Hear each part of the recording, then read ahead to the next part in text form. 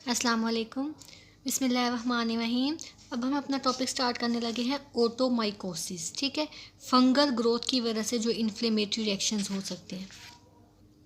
इधर हमने bacterial, fungal और वायरल तीनों देखे थे। बैक्टीरियल में हमने पहले पढ़ लिया था, फ्रंकल्स पढ़ लिए थे, बाकी भी हम देख लेते हैं। फ़िलहाल हम फंगल देखने लगे हैं कि फंगल ओटोमाइकोसिस जो रिएक्टिव इन्फेक्टिव ग्रुप में आता है वो किस तरीके से इन्फ्लेमेशन करवाएगा ईयर किनाल की। ठीक है, ये देखते हैं अब हम। ओटोमाइकोसिस में बेसिकली होता क्या है। माइकोसिस को आपको पता है, माइकोलॉजी हमने पढ़ी हुई है। ठीक है, माइक्रो में तो हमें फंगल ग्रोथ होती है। बेसिकली माइकोलॉजी वर्ड जो है वो फंगस के लिए यूज़ होता है। तो माइकोसिस जो है, ओटोमाइकोसिस यानी कि ईयर के अंदर माइकोसिस, ईयर के अंदर फंगल ग्रोथ। ठीक है, या फंगल इन्फेक्शन।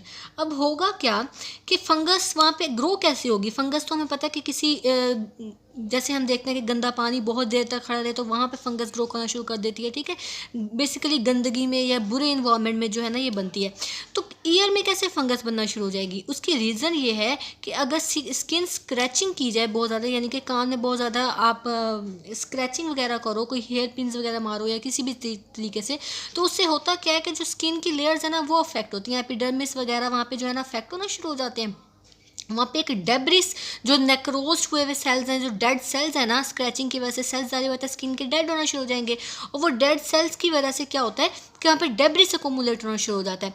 जब वहाँ पे डेब्रिस अकोमुलेट होना शुरू होता है तो जाहिर बात है कि फंगस को ग्रो करने के लिए एक अच्छा सा इन्वायरमेंट मिल जाता है, प्यारा सा, खूबसूरत सा।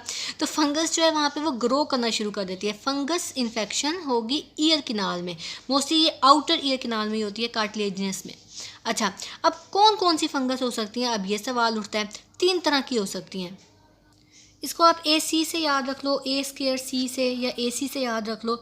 एस्परजिलस नाइगर होती है, एस्परजिलस फ्यूमिगेटस होती है, और कैंडिडा एल्बिकेंस होती हैं। ठीक है, अब इन तीनों को हमने डिटेल में देखना है, इसकी डायग्राम्स भी देखनी है। अभी सिर्फ आप नेम्स देख लो। कैंडिडा एल्बिकेंस जो है ना वो mostly hot and humid environment में होता है। अब हम देखते हैं कि इसमें होता क्या है। क्लिनिकल फीचर्स हम बाद में देखेंगे, पहले हम देखते हैं कि हमें नज़र किस तरीके से आती है ये फंगस ईयर में, जब हम ओटोस्कोप यूज़ करते हैं। अब ओटोस्कोप क्या होता है, ये आप अपने वर्ड्स में भी देखोगे कि ओटोस्कोप के थ्रू जो है ईयर के अंदर का एरिया सारा देखते हैं। मैं आपको डायग्राम दिखाती हूँ। ये है जी आपका ओटोस्कोप। ठीक है, इसके थ्रू जो है ना बेसिकली आप देखते हो, या जिन जिन लोगों के वार्ड्स में होंगे उन्होंने देखा भी होगा ये इंस्ट्रूमेंट। इस इंस्ट्रूमेंट के थ्रू जो है ना हम देखते हैं बेसिकली ईयर का अंदर का पोर्शन।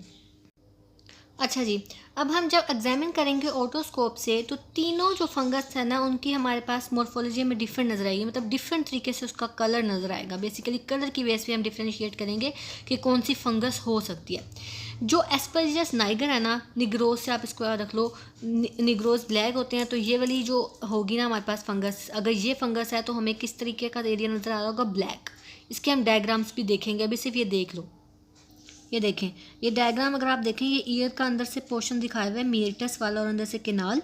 ठीक है, ये आपको ब्लैकिश नज़र आ रहा है एरिया सारा। ये बेसिकली हाइफी, प्रॉपर हाइफी नज़र आते हैं आपको फंगस के। ये नज़र आ रहे हैं ना हाइफी आपको, छोटे छोटे से। ठीक है, ये ब्लैक कलर के हैं, तो इसका मतलब है ये एस्परजिलस नाइगर है। ये देखें, ये भी आपको सारा ब्लैक फंगस नज़र आ रही है। देखा है आपने किस तरीके से, जब हमारी मोस्टली हमारी ब्रेड्स के ऊपर भी जब फंगस पड़ जाती है तो वो इसी तरीके की नज़र आती है।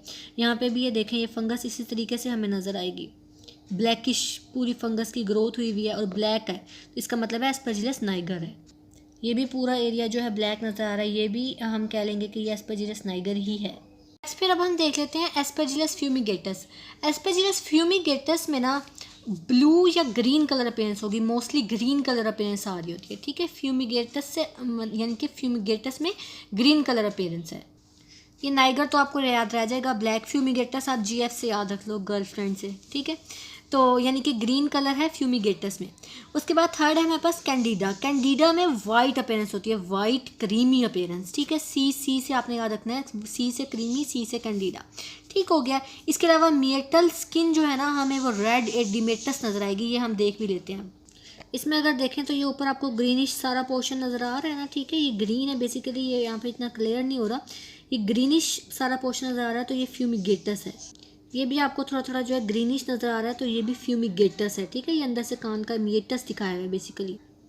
और ये जो है ये वाइटिश अपीयरेंस है, तो ये कौन सा होगा हमारे पास, ये कैंडिडा होगा। कैंडिडा एल्बिकेंस की वजह से बेसिकली वाइटिश क्रीमी अपीयरेंस, ये आपको पूरा नज़र आ रहा है ना, ये हाइफी इसके साथ साथ छोटे छोटे नज़र आ रहे हैं, ठीक है, और ये वाइटिश है तो ये कैंडिडा होगा। इसमें अब हम इसके क्लिनिकल फीचर्स देखते हैं। इसमें मोस्ट इंपॉर्टेंट चीज़ जो याद रखने वाली है ना, ज़ाहिर बात है, एक फंगस है, ठीक है, एक गंदी सी चीज़ आपके कान में एक पैदा हो रही है, ठीक है, गंदगी की वजह से, तो ज़ाहिर बात है आपको इचिंग तो होगी ना, ठीक है। फ्रंकोलोसिस में हमने इचिंग नहीं पढ़ी थी, उसमें सिर्फ पेन वगैरह पढ़ा था कि यानी कि मुंह हिलाने की वजह से या पिन्ना को मूव करने की वजह से पेन होगा, जा मूवमेंट से पेन थी बेसिकली, उसमें वो डायग्नोस्टिक पॉइंट है। इसमें इचिंग है, मतलब बहुत ज़्यादा इचिंग होगी इसमें, ठीक है, फंगस की वजह से इचिंग होगी। इसके अलावा पेन और डिस्कम्फर्ट तो होगा ही। इसके अलावा जो दूसरी इंपॉर्टेंट बात आपको नजर आएगी ना सिनेरियोज में, वो होगा कि वाटरी डिस्चार्ज है, यानी कि वाटरी डिस्चार्ज होगा विद मस्टी ओडोर, ठीक है।